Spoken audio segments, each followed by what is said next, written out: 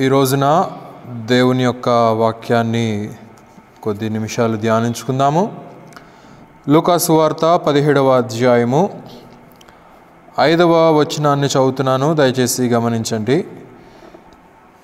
లూకా సువార్త 17వ అధ్యాయము 5వ వచనం. అపోస్తలులు మా విశ్వాసము వృద్ధి పొందించుమని ప్రభువుతో చెప్పగా, ప్రభు మీరు ఆవగింజంత విశ్వాసము గలవారైతే ఈ కంబలి చెట్టును చూచి నీవు వేళ్లతో కూడా పెళ్ళగింపబడి సముద్రములో నాటబడుమని చెప్పునప్పుడు అది మీకు లోబడును. ప్రభు ఈ కొద్ది మాటలు దీవించే రీతిగా చిన్న ప్రార్థన చేసుకుందాము. దయచేసి అందరూ తలలు వంచండి. మమ్మల్ని మిక్కిలిగా ప్రేమించినటువంటి మా ప్రియ రక్షక, మా ప్రభు యేసయ్య, ఈ యొక్క మధ్యాహ్న కాలపు సమయంలోనైనా ఇంతవరకు మిమ్మల్ని ఆరాధనలో మహిమపరిచేటువంటి కృపనిచ్చారయ్యా. అందుని బట్టి వందనాలు. సర్వమహిమ ఘనత మీరే పొంది ఉన్నారని నమ్ముచున్నాము. తదుపరి నాయన వాక్య భాగంలోనికి ప్రవేశించుంటుండగా చదవబడినటువంటి లేఖన భాగంలో మీరు దీవించండి నాయన. నిలువబడిన నేను వట్టివాడును మట్టివాడును మీ యొక్క సిలువ చాటును మరుగుపరిచి పరిశుద్ధాత్మని యొక్క సహాయం ద్వారా మా అందరి హృదయాలతో మీరే మీ యొక్క వాక్యాన్ని వినిపింపచేదురని మా ప్రభువును మా రక్షకుడైనటువంటి యేసుక్రీస్తు వారి అతి శ్రేష్టమైనటువంటి నామంలో స్తుతించి ప్రార్థించి అడిగి వేడుకొనుచున్నాము తండ్రి, ఆమేన్. ప్రభునందు ప్రియులారా, అనేక స్థలాల్లో నుండి అనేక ప్రాంతాలలో నుండి మన కార్యక్రమాలను అనేక మంది బిడ్డలు వీక్షిస్తూ ఉంటున్నారు. అనేక మంది క్రమం తప్పకుండా మన యొక్క యూట్యూబ్ ఛానల్ ఆర్యరావు మినిస్ట్రీస్, అలాగే క్రిస్టియన్ బ్రదరన్ చర్చ్ ద్వారా నడిపించబడుతున్నటువంటి యొక్క కార్యక్రమాలను అనేక మంది వీక్షించగలుగుతుంటున్నారు. అందును బట్టి నేను ప్రభువును స్తుతిస్తూ ఉంటున్నాను. మనం చదువుకున్నటువంటి వచన భాగంలో మనం చూసినప్పుడు విశ్వాసాన్ని గురించి అపోస్తలులు మాట్లాడుతూ ఉంటున్నారు. మనం చూసినప్పుడు విశ్వాసం అనేది చాలా ఇంపార్టెంట్ అయినటువంటి ఎలిమెంట్గా మనం గమనించవచ్చు. విశ్వాసం అనేది క్రైస్తవ్యానికి జోడించబడింది. మరి క్రైస్తవులమని చెప్పుకోవటం మాత్రమే కాదు, కానీ ఈ యొక్క విశ్వాసానికి అది అంటుకట్టబడి ఉండాలనేది మనం ఇక్కడ గమనించవచ్చు. ఆ విషయాన్ని ఇక్కడ అపోస్తలులు మన ప్రభువును అడుగుతూ ఉంటున్నారు. ప్రభువా మా విశ్వాసాన్ని వృద్ధి పొందించుము, లార్డ్ ఇంక్రీజ్ అవర్ ఫెయిత్. కనుక మనం ఇక్కడ చూసినప్పుడు మరి సామాన్యంగా శరీరానికి 5 రకాలైనటువంటి ఇంద్రియాలు ఉన్నట్లుగా మనం చూడగలుగుతాం. ఈ 5 రకాలైనటువంటి ఇంద్రియాలు మనందరికీ కూడా తెలుసు. 5 సెన్సెస్ అని చెప్పి అంటూ ఉంటారు కదా. మరి ఆ 5 సెన్సెసే కాకుండా మరి ఆత్మకు కూడా ఒక సెన్స్ అనేది చాలా అవసరమైంటున్నది. అది స్పిరిచువల్ బాడీకి చాలా అవసరమైంటున్నటువంటిదిగా మనం గమనించవచ్చు. మరి అదేంటంటే ఫెయిత్ అనేటువంటి సెన్స్ మరి స్పిరిచువల్ బాడీకి ఉండాలి. మరి ఏ రీతిగా అయితే శరీరానికి ఉన్నటువంటి ఈ 5 సెన్సెస్ పనిచేయకపోతే ఏ రీతిగా అయితే ఉంటుందో, మరి విశ్వాసము కూడా ఆత్మీయతకు గనుక జోడించబడి లేకపోయినట్లయితే మరి అదే రీతిగా ఉంటుందనేది మనం ఇక్కడ గమనించాలి. అయితే ఇవన్నీ కూడా బాహ్య కళ్ళతో చూస్తే అర్థమయ్యేటువంటివి కావు. మరి ఇక్కడ విశ్వాసాన్ని వృద్ధి పొందించమని అయితే చెప్తున్నాడు, కానీ అనేక మంది నేడు క్రైస్తవులమని చెప్పుకునేటువంటి వారిలో అసలు విశ్వాసం అంటే అర్థం ఏంటో తెలియనటువంటి వారు అనేక మంది నేడు ఉన్నారనేది మనం ఇక్కడ గమనించవచ్చు. అయితే బైబిల్ గ్రంథం చాలా స్పష్టంగా విశ్వాసాన్ని గురించి డెఫినిషన్ ఇస్తూ ఉంది. హెబ్రీయులకు రాసిన పత్రిక 11వ అధ్యాయము 1వ వచనం కనుక మనం చూసినట్లయితే, విశ్వాసం అనున్నది నిరీక్షించబడు వాటి యొక్క నిజస్వరూపము అనేది మనం చూడగలుగుతూ ఉంటున్నాం. విశ్వాసం అనేది నిరీక్షించబడు వాటి యొక్క నిజస్వరూపము. ఏంటి? ఏం నిరీక్షిస్తుంటున్నాం మనం క్రైస్తవులంగా, క్రీస్తును అంగీకరించినటువంటి బిడ్డలంగా మనం ఏమి అంగీకరిస్తుంటున్నాము, ఏమి నిరీక్షిస్తున్నాము అనంటే పరలోకమున్నదని మనం నిరీక్షిస్తుంటున్నాం. పరలోకము, దేవదూతలు, సింహాసనములు, మరి ఆయన యొక్క మహిమ, మరి దేవదూతలు, సెరూపులు, కెరూపులు, మరి ఆయన యొక్క వైభవము ఎంతో ఉన్నతమైనటువంటిదిగా పరలోకంలో ఉండబోతుందనేది చెప్పి మనం నిరీక్షిస్తుంటున్నాం. ఆ పరలోక రాజ్యం కొరకు మనం ఎదురు చూస్తుంటున్నాం.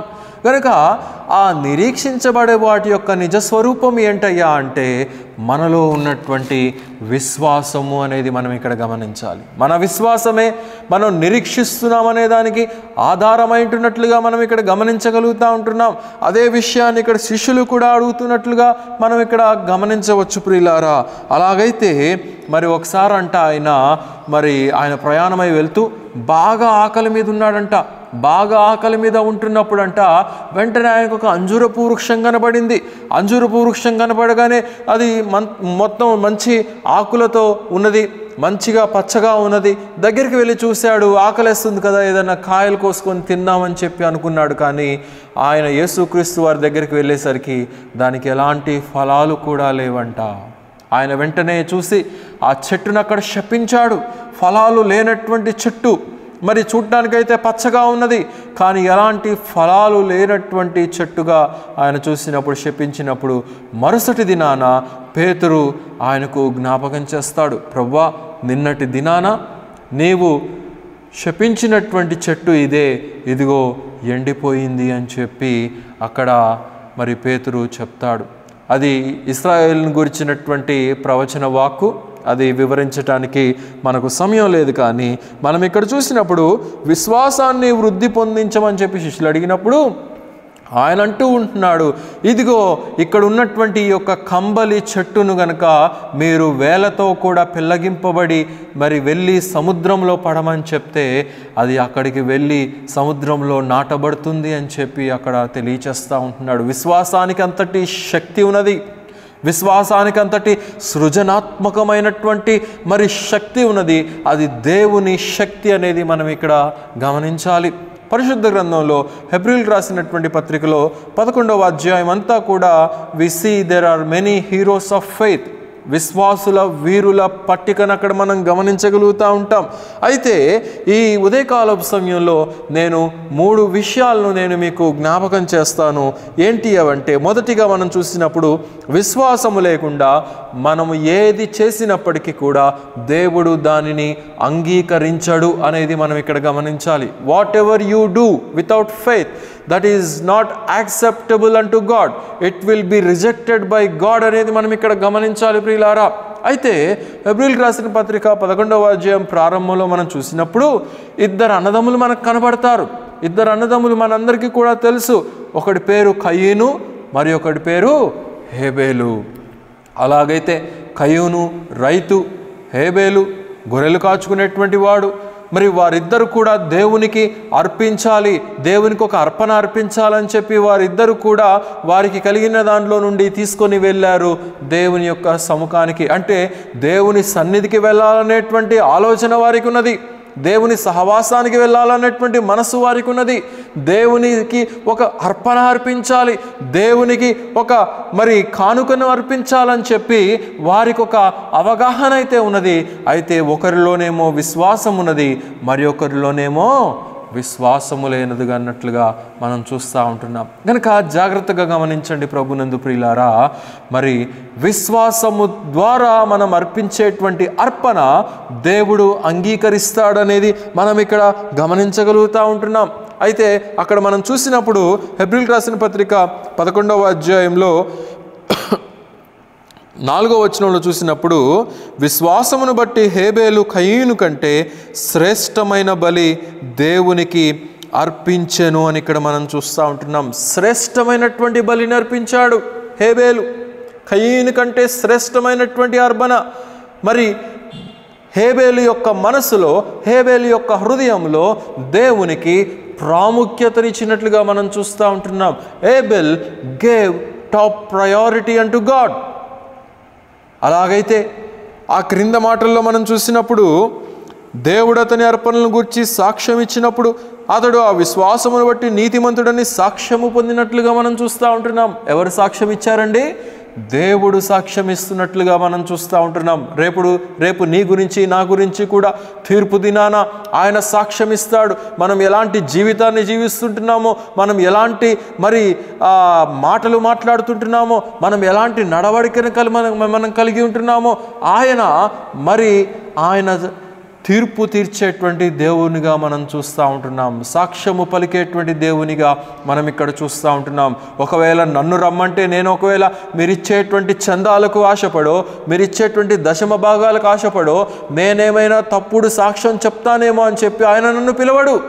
ఎందుకంటే ఆయనే స్వయంగా ఉన్నది ఉన్నట్టుగా పలికేటువంటి దేవుడు గనక ఆయన మన విశ్వాస జీవితము ఏ రీతిగా ఉన్నది, మన యొక్క బ్రతుకులు ఈ లోకంలో ఏ రీతిగా ఉంటున్నాయని చెప్పి ఆయన సమస్తాన్ని కూడా చూసి ఆయనే సాక్ష్యము పలికేటువంటి ప్రభువును ఇక్కడ మనం చూడగలుగుతూ ఉంటున్నాం.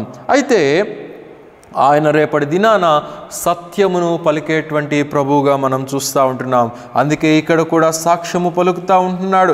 ఇక్కడ 6వ వచనంలో ఒక మాట అంటున్నాడు. అక్కడ మనం చూసినప్పుడు విశ్వాసము లేకుండా దేవునికి ఇష్టుడయ్యుండుట అసాధ్యము అని చెప్పి తెలియజేస్తూ ఉంటున్నాడు. కనుక విశ్వాసము లేకుండా దేవునికి మనం ఇష్టలముగా ఉండలేం.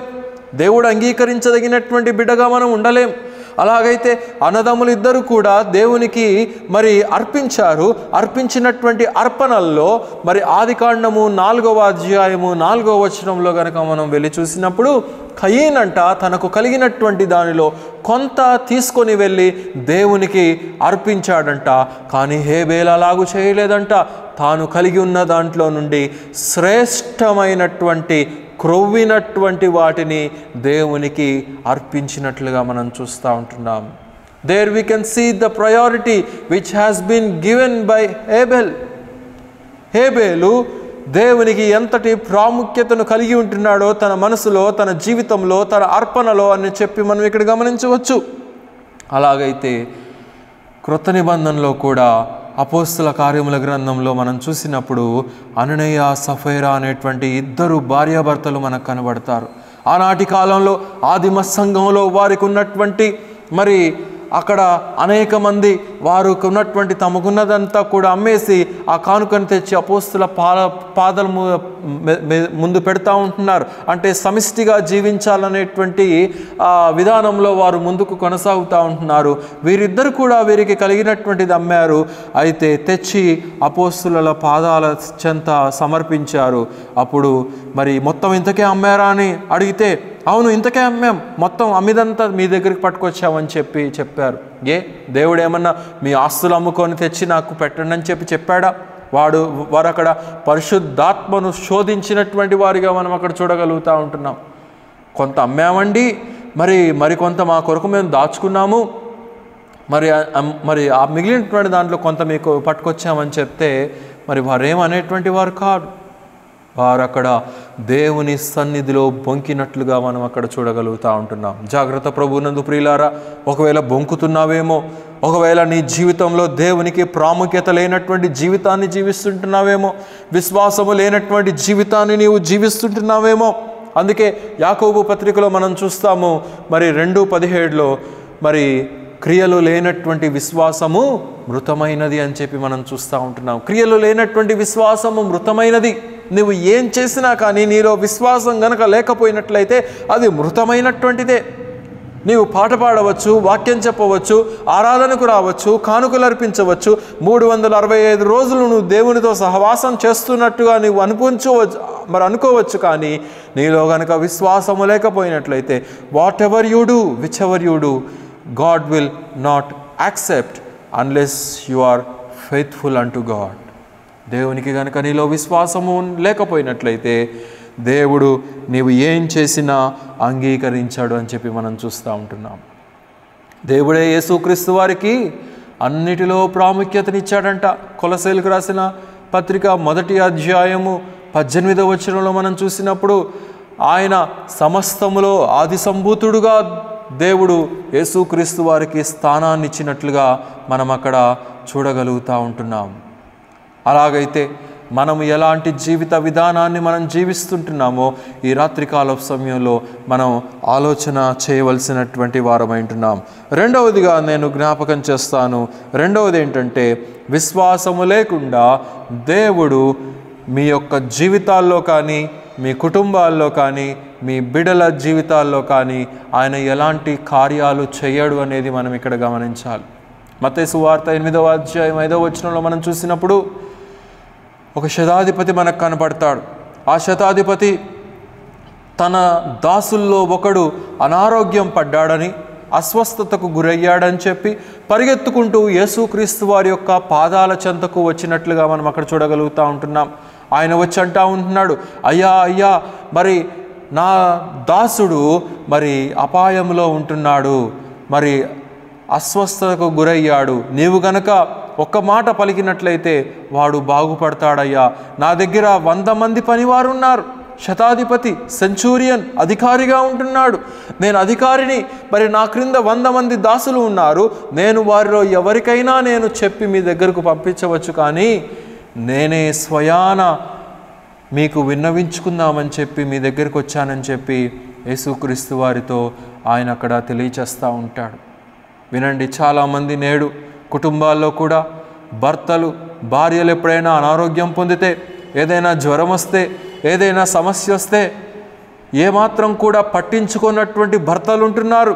కనీసం హాస్పిటల్కి వెళ్ళో మరి ఒక డాక్టర్ దగ్గర ఒక రిజిస్ట్రేషన్ ఫామ్నైనా రాయాలనేటువంటి మనస్సు లేనటువంటి వారు, చెకప్కి తీసుకెళ్లాలనేటువంటి మనసు లేనటువంటి భర్తలు ఉంటున్నారు.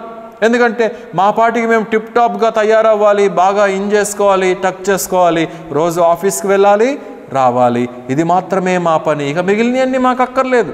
పిల్లలు ఏమవుతున్నారో, కుటుంబంలో ఏమవుతుందో, మరి ఇంటి పరిస్థితులు ఏంటో మాకు ఏది కూడా పట్టదు అని చెప్పి అన్నట్లుగా నేడు అనేక మంది ఉంటుంటారు. కనుక అలాగే భార్యలు కూడా భర్తల్ని గూర్చినటువంటి క్షేమము వారు పట్టించుకోవలసినటువంటి వారై ఉంటున్నారు. ఇందులో మరి ఒక క్యాడర్ ఉంటారు. భార్యాభర్తలు ఇద్దరేమో టిప్ టాప్గా తయారై ఊర్ల మీద తిరుగుతూ ఉంటారు, పెళ్ళిళ్ళకి, పేరంటాలకి. పిల్లల సంగతి పట్టించుకోరు. పిల్లలేమో తాటాకులు పీకేసినటువంటి పందిర్లాగా మరి ఇష్టం వచ్చినట్టు రోడ్ల మీద తిరుగుతూ ఉంటారు. గనుక నీ కుటుంబం ఎక్కడికి వెళ్తుందో నీవు గమనిస్తుంటున్నావా? ఈ యజమానుడైతే తన దాసుని గూర్చి ప్రభువు చెంత ప్రాధేయపడటానికి వచ్చారు. నీవు ఎప్పుడైనా ప్రాధేయపడ్డావా? నీ ఆఫీస్లో ఉండేటువంటి కొలీగ్స్ గురించి, నీ ఫ్రెండ్స్ని గురించి, నీ బంధువులని గురించి, నీ తోటి సహోదర సహోదరుల గురించి నువ్వు ఎప్పుడైనా దేవుని చెంత అడిగావా, మనవి చేసావా? యోబుని గురించి అంటాడు, యోబంట తన స్నేహితులను గురించి ప్రార్థన చేసినటువంటి వాడిగా అక్కడ మనం గమనించగలుగుతూ ఉంటున్నాం. గనుక నీవు ఏ రీతిగా దేవునితో సత్సంబంధాన్ని కలిగి ఉంటున్నావో గమనించాలి. ఇక్కడ వీరిద్దరి మధ్య ఒక మంచి అండర్స్టాండింగ్ ఉంది. యజమానుడు తన దాసుని కొరకు పరిగెత్తుకుంటూ ప్రభువు దగ్గరికి, పాదాల దగ్గరికి వెళ్ళిపోయాడు. రూతు గ్రంథంలో బోయాజు మనకు కనబడతాడు 2వ అధ్యాయంలో. అక్కడ చూసినప్పుడు ఏమని వారిద్దరు గ్రీటింగ్ చేసుకుంటారండి? బోయాజు వచ్చినప్పుడు బోయాజు ఏమని వారిని పలకరిస్తాడు, తిరిగి వారి యొక్క దాసులు ఏమని బోయాజుని పలకరిస్తారనేది కనుక మనం చూసినప్పుడు, యెహోవా నిన్ను దీవించునుగాక అని చెప్పి బోయాజు చెప్తే, యెహోవా నిన్ను ఆశీర్వదించునుగాక అని చెప్పి ఆ పనిచేసేటువంటి వారు, పొలంలో పనిచేసేటువంటి వారు యజమానుడికి బదులు చెప్తారు. చాలా మంచి ఆనవాళ్ళు మనకు అక్కడ కనబడతా ఉన్నది కదా. మనం కొన్నిసార్లు వందనాలు చెప్పుకోవటానికే ఇబ్బంది పడిపోతూ ఉంటాం. ఒకరు ఇటు వస్తే మరి ఒకరు అటు వెళ్ళిపోతూ ఉంటారు. వామ్మో, వందనాలు చెప్పాల్సి వస్తుందేమో, ఇప్పుడు ఈ సహోదరికి ఎదురు పడితే, ఇప్పుడు ఈ సహోదరుడికి ఎదురు పడితే నేను నాకెందుకు వచ్చిందంట అని చెప్పి వేరే డైరెక్షన్లో వెళ్ళిపోయేటువంటి ప్రమాదము అనేక సందర్భాల్లో మనం చూడవచ్చు. అలాగైతే ఈ శతాధిపతి వచ్చి దేవుని పాదాల చెంత మొరపెడుతున్నట్లుగా మనం చూస్తూ ఉంటున్నాం.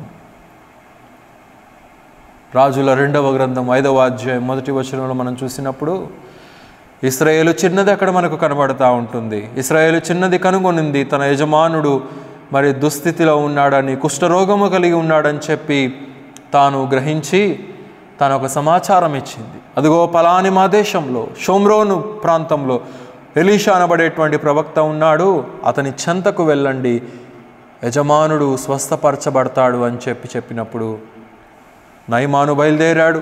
సిరియన్ ఆర్మీ జనరల్ ఆర్మీని అంతటిని తీసుకున్నాడు.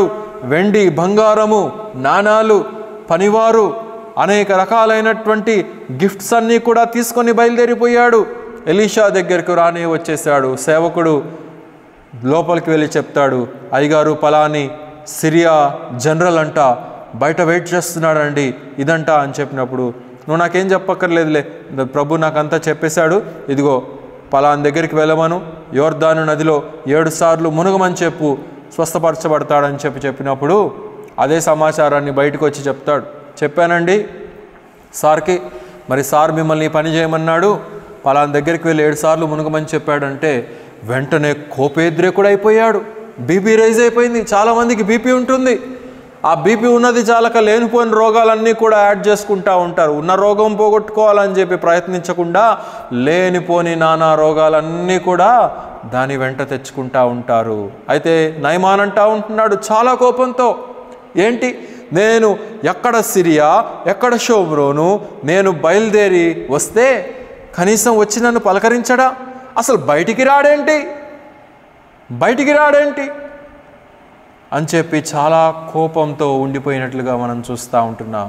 కానీ ఇక్కడ మాత్రం మనం చూస్తూ ఉంటున్నాము శతాధిపతి తనను తాను తగ్గించుకున్నట్లుగా మనం చూస్తూ ఉంటున్నాం. యేసుక్రీస్తు వారు అన్నారు, పద నేను నీతో పాటు వస్తానంటే, అయ్యా నీవు నా గృహానికి రావటానికి నాకంతటి అర్హత లేదు నాయన, నాకంతటి అర్హత లేదని చెప్పి తనను తాను ఈ హంబుల్డ్ హిమ్సెల్ఫ్ తగ్గించుకున్నాడు.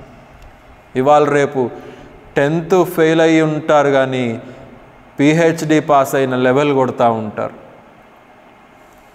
క్రైస్తవ బిడ్డలే కనుక ఈ రీతిగా లోకంలో ఉన్నటువంటి నడవడిక నడుస్తూ ఉంటున్నారు. ఏదో సాధించేశామని చెప్పి అక్కడ చేసింది ఏం లేకపోయినా కానీ.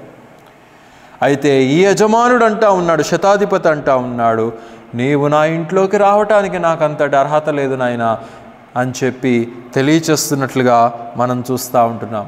మనకైతే ఎన్నోసార్లు అనేక సందర్భాల్లో చిన్న చిన్న వాటికే మన గర్వాన్ని ప్రదర్శిస్తూ ఉంటాం. PM దగ్గర పనిచేస్తే ఏంటి, CM దగ్గర పనిచేస్తే ఏంటి, సెంట్రల్ గవర్నమెంట్ అయితే ఏంటి, స్టేట్ గవర్నమెంట్ అయితే ఏంటి, ఎక్కడ ఉన్నా కానీ దేవుని సన్నిధిలో మనల్ని మనం we have to humble our selfs అనేది మనం ఇక్కడ గమనించాలి. వీళ్ళల్లో మరి ఒక కోణం ఉంటారు. అనేక మంది పుట్టినరోజులు జరుపుకుంటూ ఉంటారు.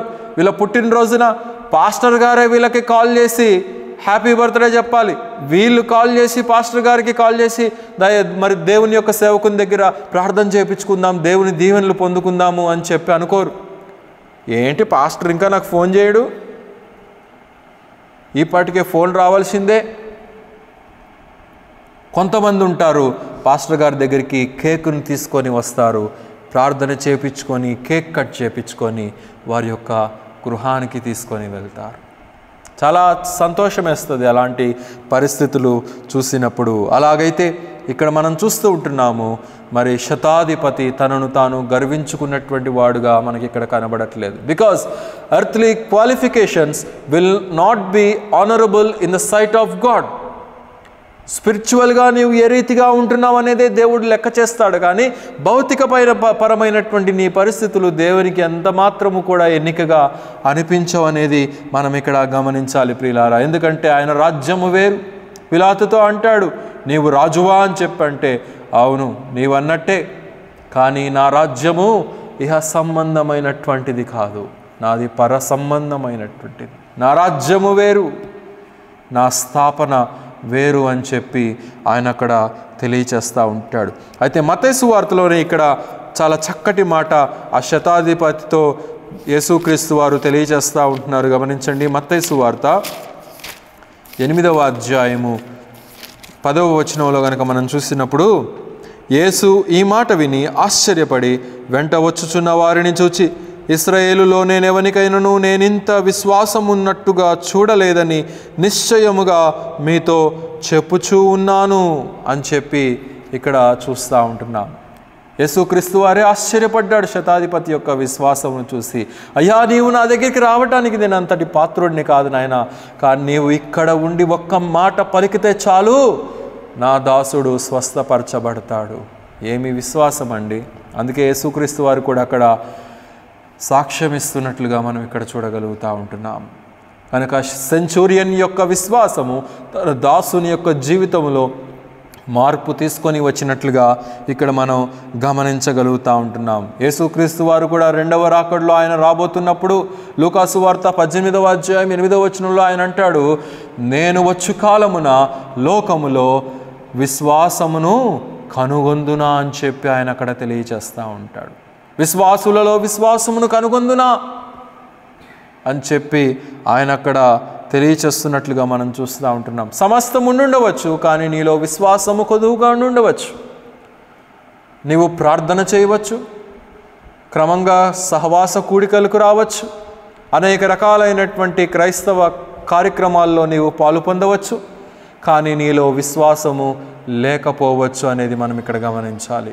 లవోదికే సంఘములో దేవుడు అంటా ఉంటున్నాడు, నీకు సమస్తము ఉన్నవి కానీ నీ దిశముల నాకు కనబడతా ఉన్నది అని చెప్పి దేవుడు అక్కడ తెలియచేస్తున్నట్లుగా మనం ఇక్కడ గమనించగలుగుతూ ఉంటున్నాం. అలాగైతే ప్రభునందు ప్రియులారా, మనలో విశ్వాసం అనేది చాలా అవసరమై ఉంటున్నది అనేది మనం ఇక్కడ గమనించాలి. రోమీయులకు రాసిన పత్రిక 14వ అధ్యాయము 23వ వచనంలో కనుక మనం చూసినట్లయితే, విశ్వాసము వలన కానిదేదో అది పాపము అని చెప్పి దేవుడు అక్కడ తెలియచేస్తూ ఉంటున్నాడు. కనుక నీవు ఏం చేస్తున్నావో గమనించాలి. అందుకే శిష్యులు అక్కడ అడుగుతూ ఉంటున్నారు, మా విశ్వాసమును వృద్ధి పొందించుము నాయనా, ఇంక్రీజ్ అవర్ ఫెయిత్. అయితే యేసుక్రీస్తు వారు మీలో ఆవగింజంత విశ్వాసం ఉంటే చాలు అని చెప్పి, if you tell this sycamine tree to be lifted up and be rooted in the sea, it will be rooted up. గనక మనం రోజు ప్రార్థన చేసుకోవాలి, ప్రభువా అలాంటి ఆవగింజ లాంటి విశ్వాసము, a faith of a mustard seed is enough for us అనేది మనం ఇక్కడ గమనించాలి ప్రియులారా. మూడో విషయం నేను జ్ఞాపకం చేస్తాను, విశ్వాసము లేకుండా మనము సంరక్షించబడటం అనేది అసాధ్యము. ఆత్మీయమైనటువంటి పోరాటం ఉన్నది, ఆత్మీయమైనటువంటి శత్రువు ఉన్నాడు, వాని నుండి మనం సంరక్షించబడాలి అనంటే మనకు విశ్వాసం అనేది చాలా అవసరమై ఉంటున్నది. ఎఫెసీయులకు రాసిన పత్రిక 6వ అధ్యాయంలో ఒక చక్కటి మాట అంటాడు కదా.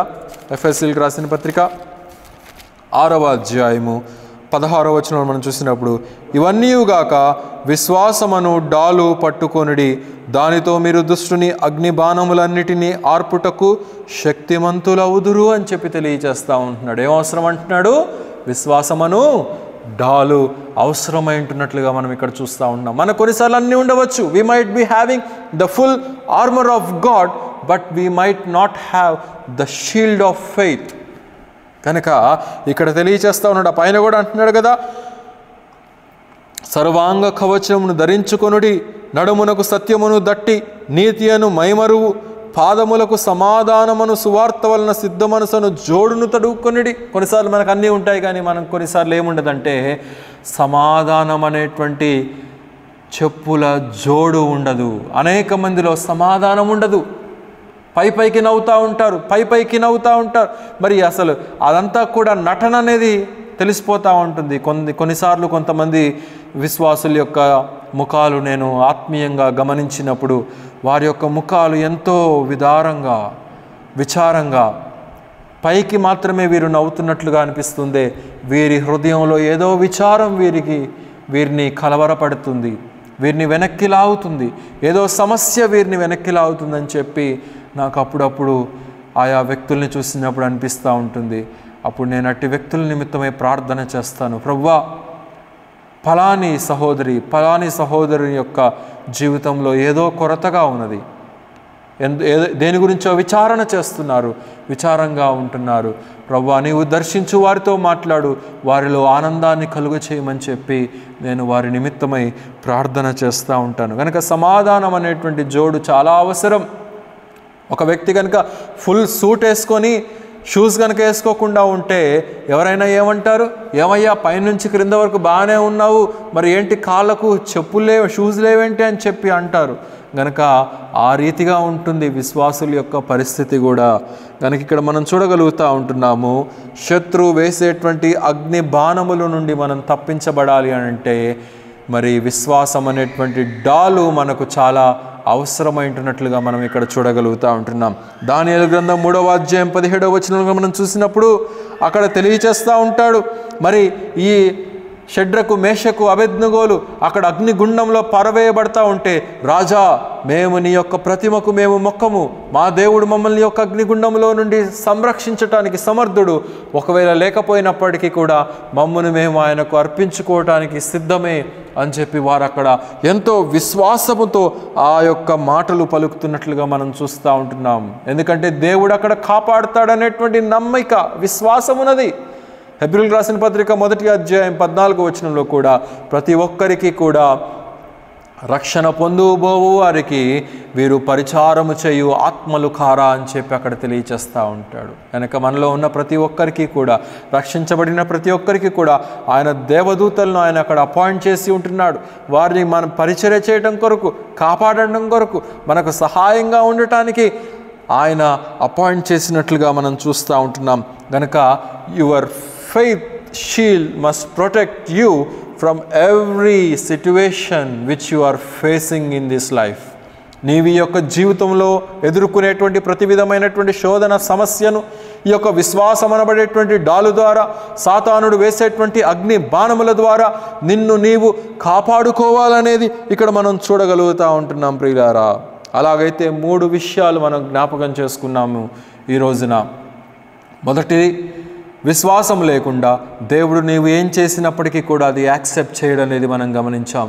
రెండవది, విశ్వాసము లేకుండా మరి నీ యొక్క జీవితంలో కానీ నీ యొక్క కుటుంబంలో కానీ ఎలాంటి అద్భుతాలను నీవు చూడలేవు, దేవుని యొక్క కార్యాలను నీవు చూడలేవు. మూడవది, విశ్వాసము లేకుండా నీవు ఆత్మీయ పోరాటములో ఎలాంటి పరిస్థితులు ఎదురైనప్పటికీ కూడా నీవు గెలవాలంటే విశ్వాసం అనేది చాలా అవసరమైనట్లుగా మనం చూడగలుగుతూ ఉంటున్నాం. అయితే ఈ విశ్వాసం ఏ రీతిగా కలుగుతుంది అంటే, రోమీయులకు రాసిన పత్రిక 10వ అధ్యాయం 17వ వచనంలో మనం చూసినప్పుడు, వినుట వలన విశ్వాసము కలుగును అని చెప్పి మనం చూస్తూ ఉంటున్నాం. వినుట వలన, ఏం వినటం వలన? FM వినటం వలన, లేకపోతే సినిమాలకి వెళ్ళటం వలన, లేకపోతే ఇంకేదైనా వినటం వలన కాదు ప్రియులారా. దేవుని యొక్క వాక్యము వినుట వలన విశ్వాసము కలుగును అని చెప్పి దేవుని యొక్క లేఖనాలు ఎంతో స్పష్టంగా తెలియచేస్తూ ఉంటున్నాయి. అపోస్తుల కార్యముల గ్రంథంలో 13వ అధ్యాయం 44వ వచనంలో ఒకసారి పౌలు బర్నబాలంట ఒక ప్రాంతానికి వెళ్ళారు వాక్యం చెప్పడానికి. అక్కడ ఉన్నటువంటి వారందరూ కూడా వ్యతిరేకించారు.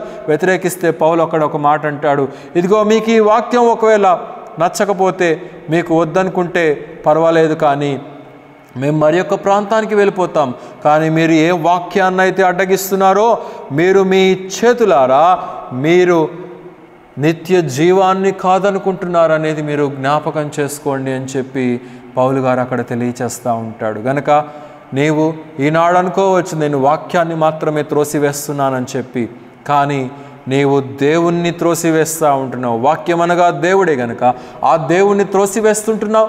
దేవుడు అనుగ్రహించేటువంటి ఆనందాన్ని త్రోసివేస్తుంటున్నావు. దేవుడు అందిస్తాను అన్నటువంటి ఆయన యొక్క నిత్య రాజ్యాన్ని, నిత్య జీవాన్ని నీవు త్రోసివేస్తున్నావు అనేది మనం ఇక్కడ గమనించాలి. దేని కొరకు పరుగులెడుతున్నావు? దేని కొరకు పరుగులెడుతున్నావు? ఈ లోకంలో చాలామంది మనం చూసినప్పుడు అక్కడ ఉండవలసినటువంటి దాని కొరకు ప్రాకులాడరు, కానీ ఇక్కడ ఏం కావాలో అని చెప్పి దాని కొరకు ప్రాకులాడుతూ ఉంటారు. అనేక మంది దేవుని యొక్క సన్నిధిలో ఉండకుండా వెళ్ళిపోతుంటున్నారు. ఎందుకంటే వారికి కావాల్సింది కేవలం హాజరు మాత్రమే, మెంబర్షిప్ల కోసమే. కొంతమంది కొన్ని సంఘాలకు వెళ్ళి మెంబర్షిప్లు తీసుకుంటూ ఉంటారు. పలాని స్థలానికి వెళ్తే మాకు మెంబర్షిప్ వస్తుంది, సంవత్సరానికి ఒకసారి వెళ్ళి మేము అక్కడ హాజరేసుకోవాలి, సంవత్సరానికి ఒకసారి మేము అక్కడికి వెళ్ళి మా పేరు రాపించుకోవాలి, లేకపోతే మా పేర్లు కొట్టేస్తే మాకేదో అయిపోతుంది, రేపు సమాధులకి స్థలాలు దొరకవేమో, లేకపోతే మా పిల్లలకి పెళ్ళిళ్ళు కావేమో అని చెప్పి అనేక రీతులుగా మనుషులు వెంపర్లాడుతున్నారు. కానీ అసలైనటువంటి మెంబర్షిప్ అనేది విశ్వాస ప్రమాణంగా దేవుని దగ్గర ఉండాలి అనేది వారు అక్కడ గమనించుకోలేకపోతుంటున్నారు ప్రియులారా. ఒకసారి మత్తయి సువార్త 15:21లో సిరోఫైనులకు చెందినటువంటి ఒక స్త్రీ వచ్చి దేవుని దగ్గరికి వచ్చి, మరి నా యొక్క కుమార్తె అనారోగ్యంగా ఉన్నది, మరి కాపాడమని చెప్పి దేవుణ్ణి అడిగినట్లుగా మనం అక్కడ చూడగలుగుతూ ఉంటున్నాం. అలాగైతే కొన్నిసార్లు అన్యులకు ఉంటుందండి విశ్వాసము, పుట్టుక క్రైస్తవులకు అనేక మందికి ఆ యొక్క విశ్వాసము ఉండదు. అలాగైతే ప్రభునందు ప్రియులారా, ఈ రోజున ఆ శిష్యులు కనుక అడిగినట్లుగా మనం కూడా ప్రభువుని అడుగుదాం, మనం విశ్వాసాన్ని పెంపొందించుకుందాం. తద్వారా మనం 3 మాటలు మనం ఈ రోజున ధ్యానం చేసుకుందాం. విశ్వాసం లేకుండా దేవుని దగ్గర మనం దేనిని కూడా మరి ఆయన యాక్సెప్ట్ చేయడు. మన అర్పణ కావచ్చు, మన కానుకలు కావచ్చు, ఏదైనప్పటికీ కూడా కావచ్చు. మరి నీవు ఏదో చేస్తున్నాను దేవునికి అని చెప్పి అనుకుంటావేమో, కానీ నీవు విశ్వాసం లేకుండా చేస్తే అంతా కూడా నిష్ప్రయోజనం అవుతుందనేది మనం గమనించాలి. రెండవది, విశ్వాసము లేకుండా మన జీవితాల్లో అద్భుత కార్యాలను, మన బిడ్డల జీవితాల్లో భవిష్యత్తులో అద్భుతాలను మనం చూడలేమనేది మనం గమనించాలి. మూడవదిగా, విశ్వాసం లేకుండా ఈ యొక్క అనుదిన జీవితాల్లో మనకు ఎదురయ్యేటువంటి సమస్యల నుండి మనం పోరాడి ముందుకు వెళ్ళలేమనేది మనం ఇక్కడ గమనించాలి. కనుక దేవుడు ఈ 3 మాటలు మనందరి హృదయాల్లో కూడా నిండాలుగా దీవించి మనం కూడా విశ్వాసంలో పెంపొందించబడి ప్రభువును మహిమపరచు రీతిగా ఉండినట్లుగా దేవుడు మనకు సహాయం అనుగ్రహించునుగాక. అందరూ కూడా తలలు వంచినట్లయితే ముగింపు ప్రార్థన చేసుకొని సెలవు తీసుకుందాం. మమ్మల్ని మిక్కిలిగా ప్రేమించినటువంటి మా ప్రియ రక్షక, మా ప్రభువు యేసయ్య, ఈ రోజున మాకు వినిపింపచేసినటువంటి మీ యొక్క లేఖనాలను బట్టి వందనాలు నాయన. దాంట్లో ఉన్నటువంటి కొన్ని సత్యాలు మేము గ్రహించగలిగాము నాయన. అవును నాయన, మేము మీకు ఇష్టంగా ఉన్నప్పుడు మాత్రమే, మేము మీకు విశ్వాస సహితంగా ప్రతి విషయాన్ని మేము జరిగించినప్పుడు మాత్రమే మీరు దానిని ఎన్నిక చేస్తారని మేము గ్రహించగలుగుతుంటున్నాము నాయన. అవును నాయన, ఇంతవరకు మేము లోకానుసారంగా జీవించామేమో, అలాంటి జీవిత విధానాలని ఎవరైనా జీవిస్తున్నట్లయితే అలాంటి వారు ఇకనైనా వారి యొక్క జీవితాలని సరిచేసుకొని ఈ లోకంలో ఉన్నటువంటి వాటి వైపు పరుగులెత్తక, మరి సినిమాలు కానీ, షికార్లు కానీ, మరి క్రికెట్ మ్యాచ్లు కానీ, లేకపోతే ఏదో మెంబర్షిప్ల కోసం అని చెప్పి, లేకపోతే ఇంకెక్కడో ఏదో అద్భుతాలు జరుగుతాయని చెప్పి పరుగులెత్తకుండా వాస్తవమైనటువంటి విశ్వాస జీవిత విధానంతో మరి మిమ్మల్ని వెంబడించగలుగులావున, మిమ్మల్ని హత్తుకొని జీవించగలుగులావున మీ యొక్క సహాయం అనుగ్రహించమని ప్రార్థన చేయించుంటున్నాం నాయన. అలాగే మీ యొక్క సన్నిధికి చేరి వచ్చినటువంటి ప్రతి కుటుంబాన్ని, ప్రతి వ్యక్తిని నిండాలుగా దీవించండి, బలపరచండి నాయన. రాలేకపోయినటువంటి బిడ్డలు మరొకసారి నడిపించండి. అలాగే ఈ వారం అంతా కూడా జరగవలసినటువంటి సంఘ కార్యక్రమాలన్నీ కూడా చక్కగా జరిగించండి నాయన. మీ నామానికి మహిమకరంగాను, మాకు దీవెనకరంగాను ప్రతి కార్యక్రమం జరుగులావున మీ యొక్క సహాయం గురించి మీరే మహిమ పొందండి నాయన. అలాగనే యూట్యూబ్ ద్వారా కూడా అనేక ప్రాంతాల నుండి అనేక కుటుంబాలు, అనేక మంది వ్యక్తులు, మరి విశ్వాసులు మరి వింటూ ఉంటున్నారు నాయన. అట్టి వారిని నిండాలుగా దీవించండి నాయన. క్రమం తప్పకుండా ఈ యొక్క కార్యక్రమాలను వారు వీక్షించడం మాత్రమే కాదు, ఇంకా వారి స్నేహితులకి, బంధువులకి, తెలిసినటువంటి వారికి కూడా ఈ మెసేజెస్ను, ఈ కార్యక్రమాలను, ఈ ఛానల్ను వారు కూడా ప్రమోట్ చేసి నాయన వారు కూడా ఆత్మీయంగా ఈ యొక్క సేవా పరిచర్యలో పాలు పొందుకోగలిగిన మీ యొక్క కృపను దయచేయండి నాయన. అనేక మంది అనేక ప్రాంతాలలో నుండి ఈ యొక్క సత్యవాక్యాన్ని విని వారు కూడా రక్షణ మార్గంలోనికి చేర్చబడి మీ యొక్క రాజ్యానికి వారసులయ్యేటువంటి కృపను మీరు అనుగ్రహించండి నాయన. అలాగే తిరిగి ప్రియ బిడ్డలందరూ కూడా వారి గృహాలకు వెళ్ళవలసి ఉంటుండగా మీ యొక్క దీవెన ఆశీస్సులతో మీరు నింపి ముందుకు నడిపించి మీరే మహిమ పొందుదురని మా ప్రభువును మా రక్షకుడైనటువంటి యేసుక్రీస్తు వారి శ్రేష్టమైనటువంటి నామంలో స్తుతించి ప్రార్థించి అడిగి వేడుకొనుచున్నాము తండ్రి. ఆమేన్. మన తండ్రి అయినటువంటి దేవుని యొక్క ప్రేమయు, మన ప్రభువును మన రక్షకుడైనటువంటి యేసుక్రీస్తు వారి యొక్క కృపయు, పరిశుద్ధాత్ముని యొక్క అన్యోన్య సహవాసము సన్నిధి సర్వలోకంలో ఉన్నటువంటి పరిశుద్ధులందరితో పాటు మనకును సదాకాలం తోడైండి నడిపించునుగాక. ఆమేన్. అందరికీ వందనాలండి. సెలవు తీసుకుందాం.